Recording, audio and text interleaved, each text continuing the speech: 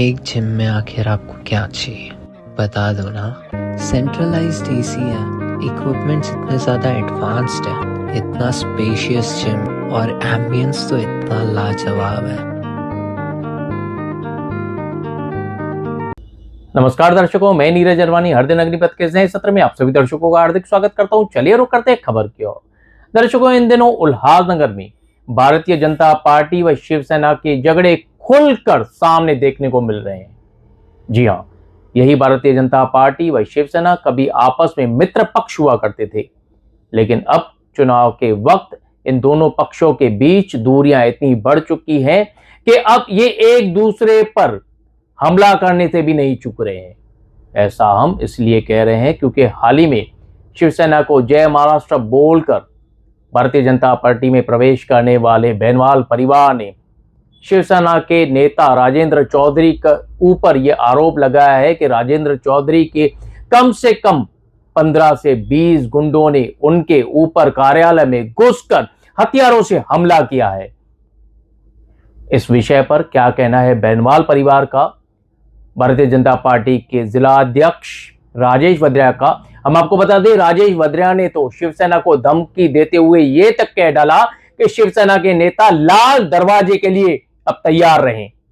इसी विषय को लेकर जब हर दिन अग्निपथ ने शिवसेना के नेता राजेंद्र चौधरी से मुलाकात की तो उन्होंने कहा कि वे शहर से बाहर हैं, कहीं किसी काम में व्यस्त हैं, इसीलिए उनके कार्यकर्ता इस पूरे विषय पर हर दिन अग्निपथ को जानकारी देंगे कि आखिर हुआ क्या था। चलिए आपको दिखाते हैं कि आरोपी और फरियादी पक्षों का क्या कहना है। आइए आपको सीधे लिए चलते हैं।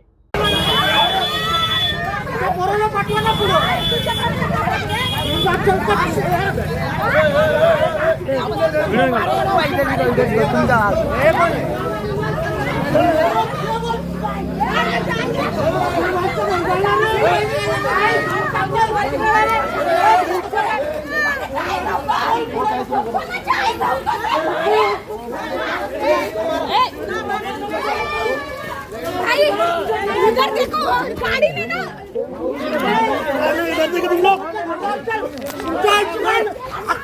अंदर जाओ टाकू बाबू है फोन ले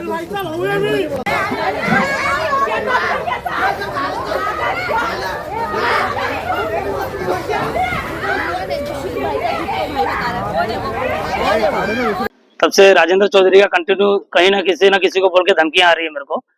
और उसके बाद में आज क्या हुआ, दोपहर के टाइम में एक योगेश पवार करके है, वीडियो भी है उनका, उनको कान पे मारा, नीचे लात मारा, सब मारा। और वीडियो में बोला गया कि राजेंद्र चौधरी है तो उधर जाएगा, माफी मांग उससे। मतलब जो भी कार्यकर्ता मेरे साथ जुड़ रहा है उसको मतलब बिंदास धमकी दी जा रही है और मारामारी कर रहे हैं। उसके बाद में वो इधर आया, इधर एनसी हुआ, उसके साथ में मैं आया था।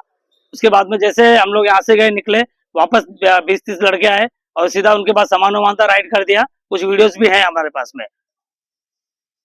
तो अभी पुलिस स्टेशन में क्या डिमांड? पुलिस स्टेशन में ये डिमांड किया है कि भाई ये जो दादागिरी चल रही है, और आज से नहीं चल रही, काफी दिनों से चल रही है, वो दादागिरी खत्म होनी चाहिए। राजेश भाई, क्या हुआ आपके नगर सेवक के साथ? जब से शिवसेना छोड़ के शुभांगी बेनवाल और पप्पू बेनवाल भारतीय जनता पार्टी में प्रवेश किया है, तब से उनके कार्यकर्ताओं से साथ मारपीट, धमकी देना, आप चौधरी के सामने सरेंडर हो जाओ, माफी मांग लो, नहीं तो छोड़ेंगे नहीं, ऐसी उनकी धमकियां दी जा रही। उन्होंने एक उनके कार्यकर्ताओं को 2 टांग के बीच में मारा तो उनको एनसी किया है। तो हम लोग अपने वकील भी साथ में लाए हैं कि वो उसके ऊपर जो कलम बैठने चाहिए वो कलम बिठाएंगे। साथ में आज अभी रात को थोड़ी देर पहले इनके ऑफिस के ऊपर हथियारबंद लोगों ने हमला किया है। तो पब्लिक ने बीच में आके महिलाओं ने उनको पकड़ा है, लेकिन वो लोग भाग गए हैं। और उसके लिए हम ये फरियाद देने को यहाँ पे आ गए हैं कि इनके ऊपर ये हमला हुआ है और उनको गिरफ्तार किया जाना चाहिए और उनको कड़ी से कड़ी सजा मिलनी चाहिए। सीनियर पीआई से बात हुई तो उन्होंने क्या आश्वासन दिया? सीनियर पीआई ने आश्वासन दिया है कि वो एफआईआर करेंगे और जो भी उसमें आरोपी है उन सबको गिरफ्तार करेंगे। आप विरोधियों को क्या बताओगे? विरोधियों को हम बताएंगे कि ये इलेक्शन के टाइम पे अगर आप इस तरह से करोगे तो कानून अपना काम करेगा, फिर आपको लाल दरवाजा देखना पड़ेगा। देखो, हमारे पास राजेंद्र चौधरी साहब के पास गुंडे ने ये सब कार्य करते हैं और चौधरी साहब को ऐसे छोटे मोटे काम करने की ज़रूरत नहीं है। वो शहर का राजकारण देखते हैं और शहर के भलाई के लिए राजकारण करते हैं। ऐसे झगड़े के लिए कभी राजकारण उन्हें किया है नहीं और करेगी भी नहीं। उनका ऐसा भी आरोप है कि जब से वे बीजेपी में गए हैं, राजेंद्र चौधरी के तरफ से लगातार उन पर दबाव, प्रेशर डाला जा रहा है कि आप चौधरी के खिलाफ कोई भी काम ना करें।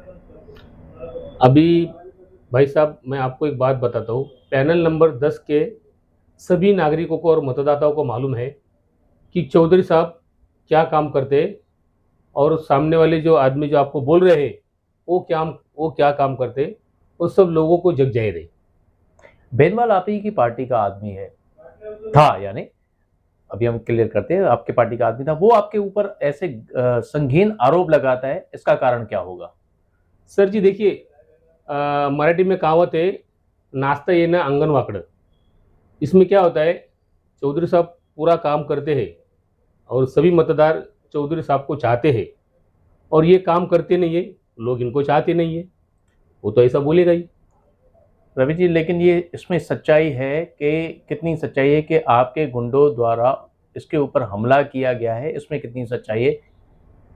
मैंने तो आपको पहले भी बोला था कि हमारे पास गुंडे नहीं है, हम लोग सब कार्य करते हैं और हम लोग कभी दादागिरी करते नहीं है और ना ही करेंगे। शहर में जो ये पक्ष बदलने की राजनीति शुरू है, तो कहीं ना कहीं ऐसे लग रहा है कि शिवसेना की छवि खराब करने के लिए पब्लिक स्टंट है। आपको ऐसा लग रहा है क्या?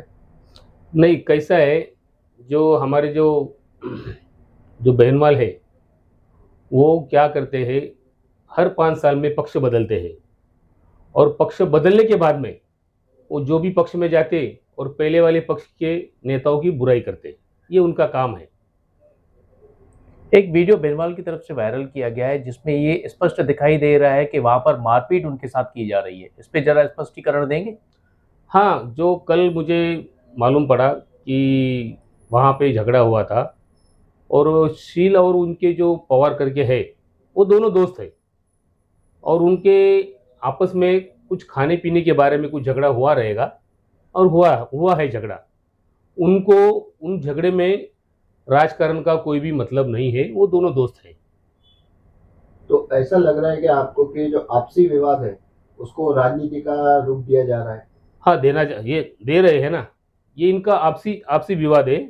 आपसी विवाद में वो झगड़े का फायदा सामने वाले ले रहे हैं। कि क्या कारण हो सकते हैं इस तरह शिवसेना जैसी पार्टी को छोड़कर भारतीय जनता पार्टी में बेनवाल का प्रवेश करना? क्या आपको क्या लगता है, क्या कारण हो सकते हैं? ये हर 5 साल में पार्टी बदलते हैं और अपने फायदे के लिए पार्टी बदलते हैं। अभी आप पैनल नंबर 10 की जनता को सब मालूम है कि उन्होंने शिवसेना छोड़ के बीजेपी में प्रवेश क्यों किया। इनको बड़ी रकम मिली है और ये रकम की वजह से इन्होंने शिवसेना पक्ष से छोड़ के बीजेपी में प्रवेश किया है और आने वाले इलेक्शन में 10 नंबर पैनल की जनता इनको मतदान नहीं करके इनको जवाब देंगी कि ये पक्ष क्यों बदलते, और इनको जवाब देने वाली प्रभाग क्रमांक की 10 की जनता है। रवि जी, अभी आपने कहा कि जनता इनको जवाब देगी, तो क्या जनता इनके कामों से त्रस्त है? त्रस्त है, ये काम ही करते नहीं है, इसके लिए जनता त्रस्त है। और ये जो चुन के आए हैं, ये राजेंद्र चौधरी जी के आशीर्वाद से चुन के आए थे, ये सारी जनता जानती है और इसके आगे मैं कुछ नहीं कर सकता।